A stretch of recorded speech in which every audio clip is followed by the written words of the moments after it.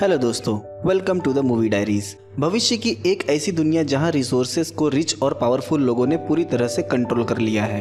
भविष्य में मानवता ने बच्चे पैदा करने की आवश्यकता का त्याग कर दिया है और अमरता के रहस्य की खोज कर ली है। डिटेक्टिव ब्रिग्स एक पुलिस ऑफिसर है जो जनसंख्या कंट्रोल करने के लिए असाइन किया गया है। भविष्य में आप सरकार से छुपा के बच्चे पैदा नहीं कर सकते, ये इलीगल है। अगर कोई बच्चा मिल गया तो ये पुलिस उसे मार देती है। तो कहानी की शुरुआत करते हैं। फिल्म की शुरुआत में हम देखते हैं रात का समय है, बिल्डिंग के नीचे दो पुलिस की गाड़ियां खड़ी हैं। हम डिटेक्टिव ब्रिग्स को देखते हैं, वो घर के भीतर जाता है। वहाँ पुलिस टीम भी है जो घर की तलाशी ले रही है। हम देखते हैं भीतर पुलिस टीम एक महिला से पूछताछ कर रही है कि तुम यहाँ कब से हो, क्या और कोई फैमिली है इस एरिया में। वो कुछ जवाब नहीं देती। एक ऑफिसर उससे कहता है, क्या तुम्हें पता है जो भी तुम कर रहे हो वो इलीगल है। वो महिला रोते हुए कहती है, हम किसी को तकलीफ नहीं दे रहे हैं, हम बस अपनी जिंदगी जी रहे हैं। तभी वहाँ ब्रिग्स की पार्टनर ऑफिसर पेंटल आ जाती है। उस घर में दो छोटे बच्चे होते हैं। पेंटल बताती है यहाँ बस यही दो बच्चे हैं। पेंटल ब्रिग्स को एक डिवाइस देती है जिसमें उस घर में रहने वाले हस्बैंड, वाइफ और उनके दो बच्चों की फोटो होती है। ब्रिग्स वो डिवाइस हटाता है, देखता है नीचे वही छोटा बच्चा खड़ा है और ब्रिग्स को देख रहा है।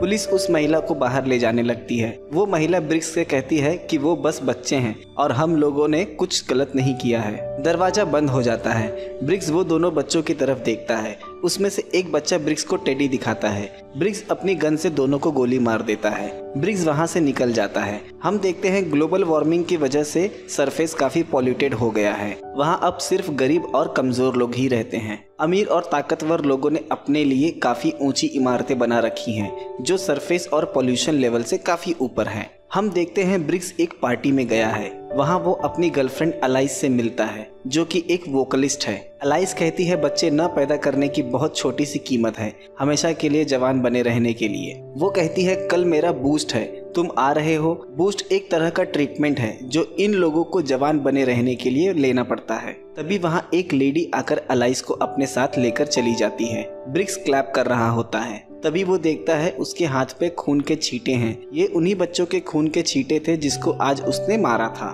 ब्रिग्स को उन बच्चों के विजन्स आने लगते हैं। सुबह ब्रिग्स अलाइस के साथ बूस्ट में बैठा होता है। फिर वो दोनों राइड पे चले जाते हैं। राइड के दौरान अलाइस ब्रिग्स के साथ इंटीमेट होने की कोशिश करने लगती है पर उसे बस उनका ही ख्याल आ रहा होता है। ब्रिग्स उसे हटा देता है। अलाइस को ये थोड़ा अजीब लगता है। हम देखते हैं आज ब्रिग्स दूसरे लोकेशन पे है। पुलिस एक आदमी को बाहर लेकर आती है। वो शख्स ब्रिग्स को चाइल्ड किलर कहता है। फिर वो शख्स पुलिस की गन लेके ब्रिग्स को शूट करने जाता है। तभी पुलिस उसे गोली मार देती है। पर अब ब्रिग्स को एहसास होने लगा था कि वो जो कर रहा है वो गलत है। ब्रिग्स अपनी कार में रखे हुए टॉय पर एक लेबल देखता है। उस पे कार का नाम लिखा होता है। ब्रिग्स उस लोकेशन पर पहुंच जाता है। वहाँ बहुत सारे स्लेयर डायनासोर टॉय होते हैं। वो उस शॉप पर एक महिला को देखता है। उसका नाम ईव था।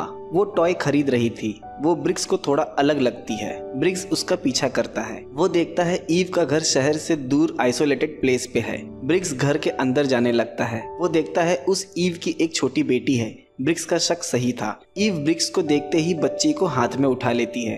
वो डर जाती है। ब्रिग्स उसे बैठने के लिए कहता है। वो कहता है मैं कुछ सवाल करूंगा और कुछ नहीं। दोनों चेयर पर बैठ जाते हैं। ब्रिग्स अपनी गन टेबल पे रख देता है। ईव ब्रिग्स के सामने ही अपनी बच्ची को फीड करने लगती है। ब्रिग्स उसे सिगरेट ऑफर करता है। वो मना कर देती है क्योंकि ये बच्चे की सेहत के लिए अच्छा नहीं है। ब्रिग्स कहता है ऐसी क्या मजबूरी है जो तुम लोग बच्चे पैदा कर लेते हो। वो कहती है ये कैसा सवाल है, कोई अपना पूरा जीवन ऐसे कैसे बिता सकता है बिना बच्चों के। उस बच्ची को खेलता देख ब्रिग्स स्माइल करता है। ईव उसे देख के कहती है तुम स्माइल कर रहे हो, तुम्हें भी कुछ महसूस हो रहा है। ब्रिग्स कहता है पर ये सारी चीजें इस तरह से काम नहीं करती, ये गलत है। वो कहती है मैं 218 सालों से जिंदा हूँ, मैंने बहुत कुछ देखा है जिंदगी में। ये बच्ची मेरे लिए हर चीज को नया बनाती है। मुझे इसकी आंखों से ये दुनिया को देखना अच्छा लगता है। मुझे इसकी आंखों में जीवन दिखता है। मुझे इसका पहला कदम याद है। मुझे इसकी पहली हंसी याद है। मुझे ये भी याद है जब इसने मुझे पहली बार मम्मी कहा था। मुझे सारे मोमेंट्स याद है। वो बच्ची ब्रिग्स से उसका हैट मांगती है। ब्रिग्स उसे हैट देता है। फिर वो ब्रिग्स को हैट पहनने के लिए कहती है। ब्रिग्स जैसे ही नीचे झुकने जाता है, ईव वो गन उठाने जाती है। ब्रिग्स गन उठा के ईव के हेड पे पॉइंट कर देता है। फिर वो उस लड़की को शूट करने जाता है पर ईव उसे कहती है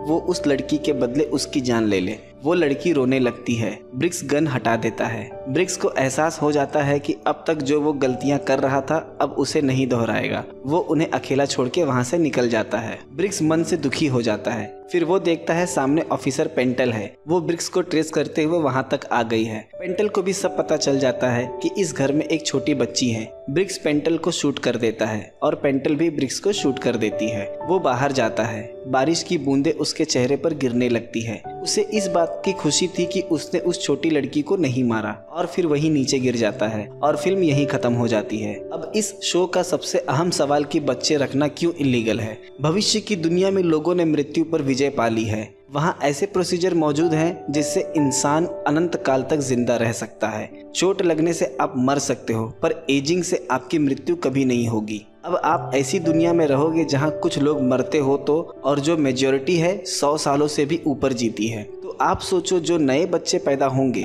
बड़े होकर वो भी इमोर्टल हो जाएंगे और आबादी बढ़ती चली जाएगी। अगर पॉपुलेशन कम नहीं हुआ तो धीरे धीरे करके दुनिया के सारे रिसोर्सेज खत्म हो जाएंगे। ये तो बात हो गई जैसा कि रिच और पावरफुल इलाइट सोचते हैं। मेरा ओपिनियन है कि अर्थ पे जितने भी नेचुरल रिसोर्सेज हैं वो मानव जाति के लिए पर्याप्त हैं। जनसंख्या इसमें रुकावट नहीं है क्योंकि नेचर चीजों को अपने तरीके से मैनेज कर लेती है। अब वो मृत्यु हो या जीवन। तो अगले वीडियो में मिलते हैं एक नए एक्सप्लेनेशन के साथ।